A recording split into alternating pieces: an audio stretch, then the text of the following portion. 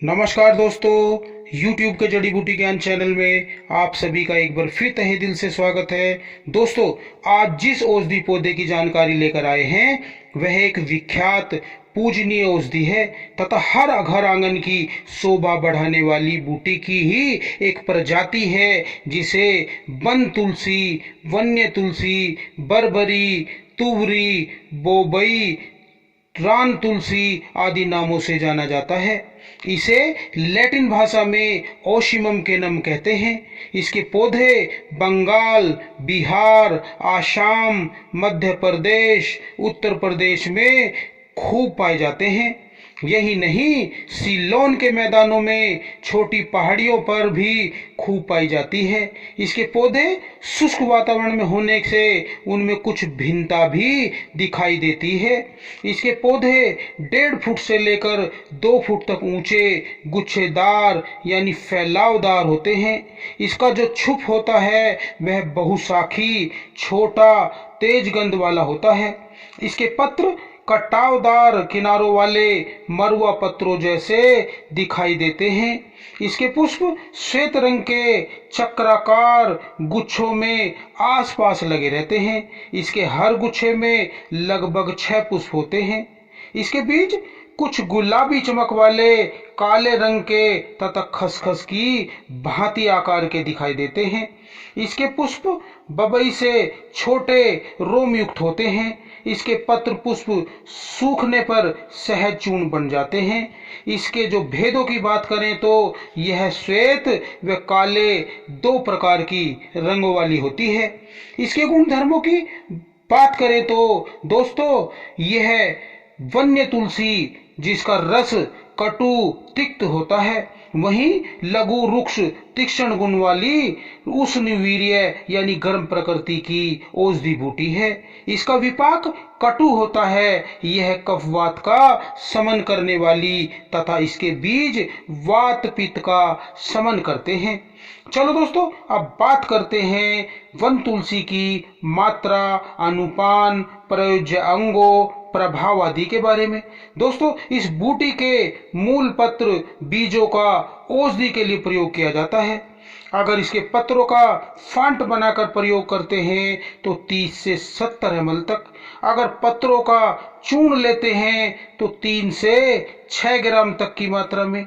अगर चूर्ण लेते हैं, बीज चूर्ण लेते हैं तो 1 से 2 ग्राम तक। अगर पत्रों का क्वाथ प्रयोग करते हैं तो 30 से 50 ml तक की मात्रा में आयु, बल, प्रकृति आदि का ध्यान रखते हुए कर सकते हैं। दोस्तों, निषेध विशेष की बात करें तो यह बूटी उष्ण वीर्य होने के कारण इसकी अधिक मात्रा का सेवन हानिकारक होता है।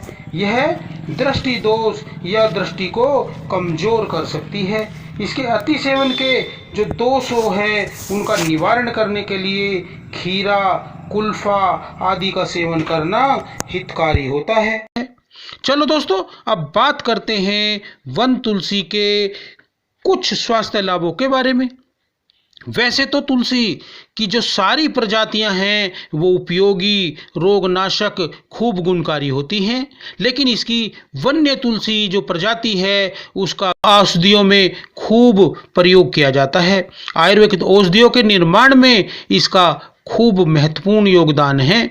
इसका प्रयोग अतिसार, गृहिणी, छर्दी, मूत्र की रुकावट, शीत ज्वर, अग्निमांद, श्वेत कुष्ठ तथा अपेंडिक्स आदि रोगों में किया जाता है।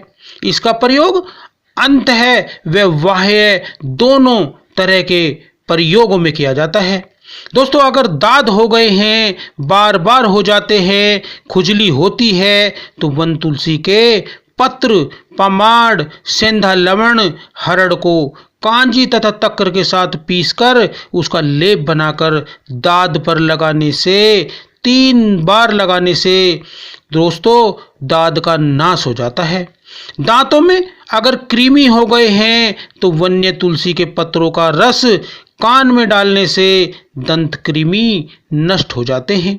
अगर दोस्तों कान की समस्या है, कान में बहरेपन की परेशानी है, कम सुनाई देता है, कान में दर्द पीड़ा होती है, तो वन तुलसी के पत्रों का जो स्वरस है उसको कान में डालने से लाभ हो जाता है। अगर गृहिणी रोग है, खाते ही मल त्याग करने की इच्छा होती है, आंतों में गर्मी बढ़ गई है, तो वन तुलसी के पत्रों के चूर्ण में बराबर मिश्री मिलाकर सेवन करने से गृहिणी रोग का नाश हो जाता है। दोस्तों अगर मूत्र रोगों वीर्य विकारों की समस्या है, मूत्र में जलन होती है, रुकावट की समस्या है, तो वन तुलसी के जो बीज हैं उनका चूर्ण पानी में भिगोकर गोदुग्ध मिश्री मिलाकर सेवन करने से बहुत लाभ होता है।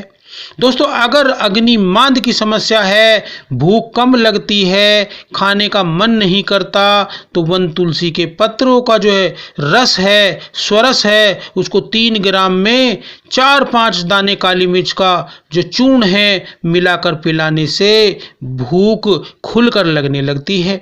दोस्तों अगर अपेंडिक्स यानी आंतपुछ में शोथ सूजन की समस्या हो गई है, तो वन तुलसी के जो पत्र हैं उनको पीसकर उनका पेस्ट बना लें और उसको सहता सा गर्म करके दर्द के स्थान पर मोटा मोटा लगाकर उस पर पट्टी बांध दें।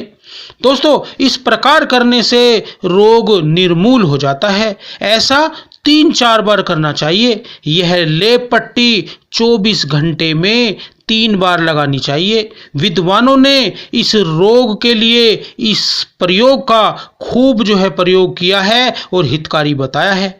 यही नहीं, श्वेत कुष्ठ नाशक औषधि भी इसके संयोग से बनाई जाती है, जिसमें मुख्य रूप से वन तुलसी का प्रयोग किया जाता है। इस प्रयोग से जो श्वेत कुष्ठ की समस्या है, जो जिसे सफ़ेद फूल भी कहते हैं, वो ठीक हो जाते हैं।